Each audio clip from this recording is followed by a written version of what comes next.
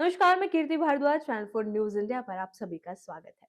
महाराष्ट्र के मुख्यमंत्री देवेंद्र फडणवीस की स्विट्जरलैंड के दावोस यात्रा को लेकर राज्य की राजनीति गर्मा गई है।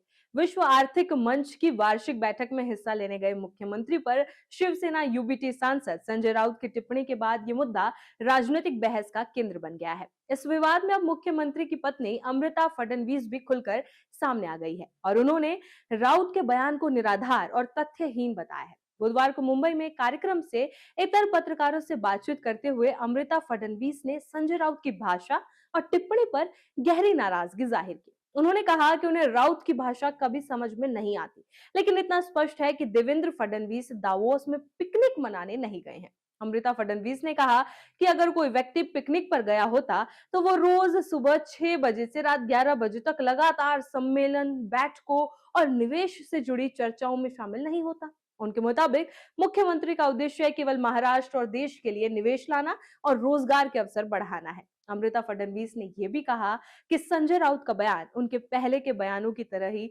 निराधार है। उन्होंने जोर देकर कहा कि दावोस जैसे वैश्विक मंच पर जाकर मुख्यमंत्री ने राज्य के हित में काम किया है और इस यात्रा को हल्के में लेना उचित नहीं है। मुंबई के नए महापौर को लेकर पूछे गए सवाल पर अमृता फडणवीस ने कहा कि नया महापौर मराठी व्यक्ति ही होगा। दरअसल ये पूरा विवाद तब शुरू हुआ जब शिवसेना यूबीटी सांसद संजय राउत ने दावोस जाने वाले मुख्यमंत्रियों की यात्रा पर सवाल उठाए।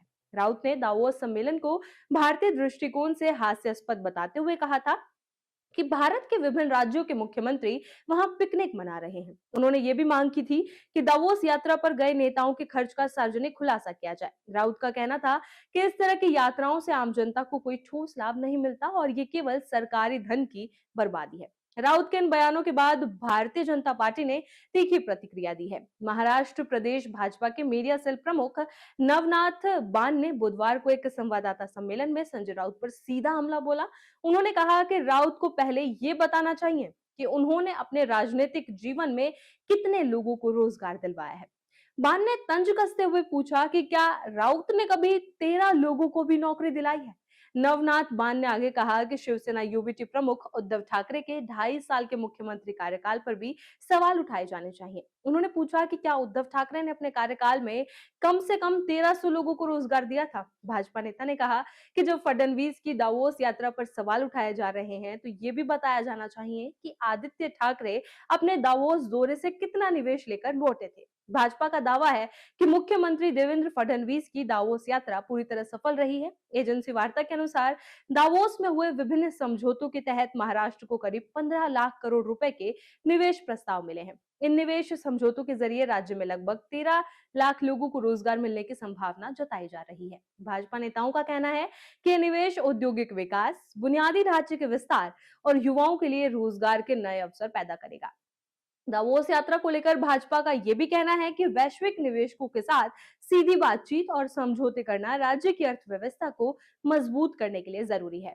पार्टी नेताओं का दावा है कि महाराष्ट्र देश का औद्योगिक इंजन है और इस तरह के अंतर्राष्ट्रीय मंचों पर सक्रिय भागीदारी से राज्य को दीर्घकालिक लाभ मिलेगा। वहीं शिवसेना यूबीटी की ओर से लगातार ये सवाल उठाया जा रहा है कि इतने बड़े निवेश के दावे पहले भी किए गए हैं, लेकिन जमीनी स्तर पर उनका कितना असर दिखा, ये स्पष्ट नहीं है। विपक्ष का कहना है कि निवेश समझौतों की वास्तविकता और उनके क्रियान्वयन की स्थिति जनता के सामने आनी चाहिए। दावोस यात्रा को लेकर चल रही इस सियासी तकरार ने महाराष्ट्र की राजनीति में एक बार फिर सत्ता पक्ष और विपक्ष के बीच तीखा टकराव पैदा कर दिया है। एक और भाजपा इसे राज्य के विकास और रोजगार सृजन से जोड़कर देख रही है, तो दूसरी ओर विपक्ष इसे राजनीतिक दिखावा और खर्चीली यात्रा बता रहा है। इस मुद्दे पर आने वाले दिनों में बयानबाजी और तेज होने की भी संभावना जताई जा रही है। बने रहिए चैनल फॉर न्यूज इंडिया के साथ।